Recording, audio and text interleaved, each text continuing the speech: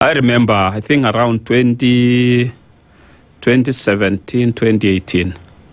I think we changed it to raise the debt ceiling because at that time we wanted to borrow.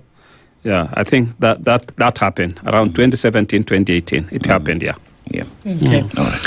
The CS Treasury, John Buddy, actually says a few things that are contrary to what you're saying. And that he's come out very clearly to say that the reason why certain things cannot happen in the country is because the first charge on the consolidated account when it comes to revenue is debt financing to the tune of about 78%. Yes. Confirmed the other day by the Controller of Budget that any money that comes in, It goes to payment servicing. of debt. Yes. So for any economy that is hoping to not thrive, survive, if you are paying more than 50%, that you have less than a third of your revenue left so for you to do development, I'm sure you know, money that goes to NGCDF, money that goes to the counties, etc. Recurrent expenditure is the second charge of all these things that need to be taken care of, pensions, etc.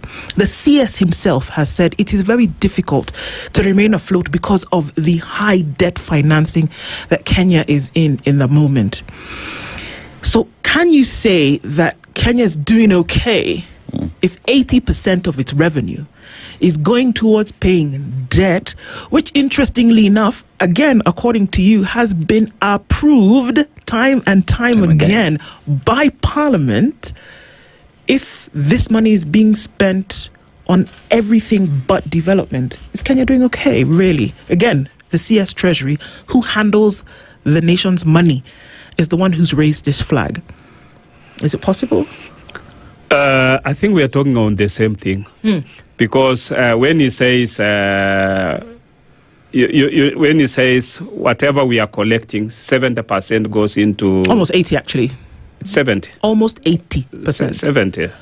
70% goes into debt servicing. But when you look at it, when you look at the whole budget, it's about 48% of the whole budget.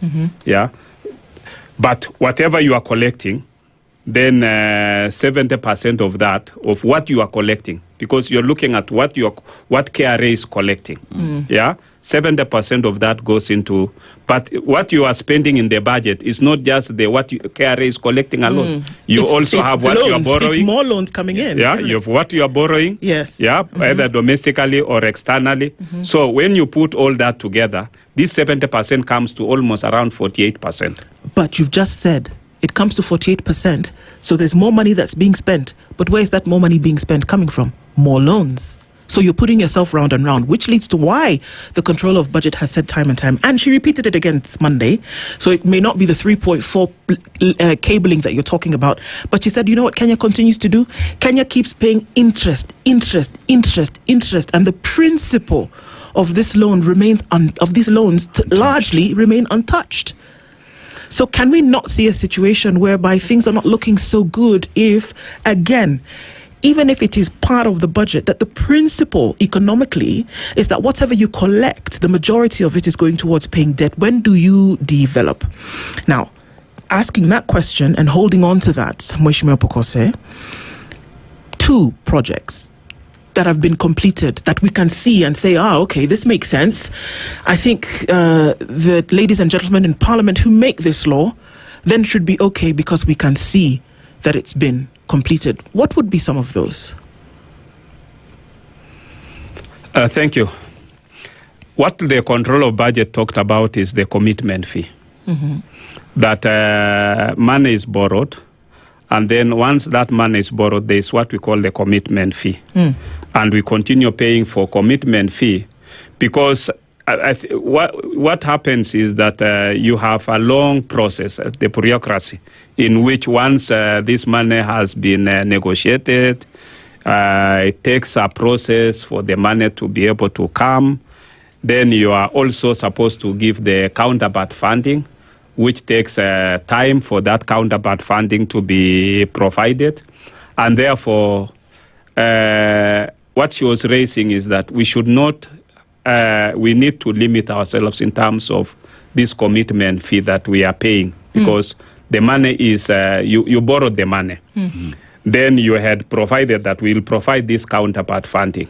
And this is not something that started yesterday. This is something that has been there in our budget. That money is borrowed. The commitment fee is not provided. Then the counterpart funding is not provided, and we continue paying commitment fee, for this money. And therefore, we need to move away from that, because what the control of budget does is to point out, or the Auditor General also to point out, where are our inefficiencies, where are we having challenges, and that is acceptable. You've asked for projects that are complete within the country. Within this, but like, for example, we can say trillion, Kenya owes 12 trillion shillings. We can see 1 or 2 projects that have been completed from this money that was borrowed. Yeah. Can we see that? This is money that has been borrowed over a period of time. Yeah. And if this money that has, it is not that this is money you can you find that it was borrowed over a period of time. President Kibaki, President Uhuru, now President Ruto, and therefore you've had projects that have been started during President Kibaki's time. You've had projects that have been started during President Uhuru's time, and now we have projects that have also been started during President Ruto's time. Like therefore, you look at it a whole from all that, and there are projects which have been complete within those period of time. Like which ones? You have the Thika Superhighway, which was done. You have other roads which have been done around. You have water projects. You have electricity, provision of electricity. You have this. When you look at these budget lines, that money it entails a long other things. We had management of COVID. We had COVID management within this country. Those are that money that which is birthed the COVID millionaires, by the way. In a way, yeah, but when you look at it in terms of equipment, when you go to Kibre and you go to Kemri, you have equipment that was bought as a result of COVID that can now assist us in terms of managing diseases within our region. And these came from loans? These came from borrowed funds? It was part of that. Okay. Yeah. So under the COVID funding. Well, of course, when you talk about the budgets and you look at the projects that have been implemented in the country, there is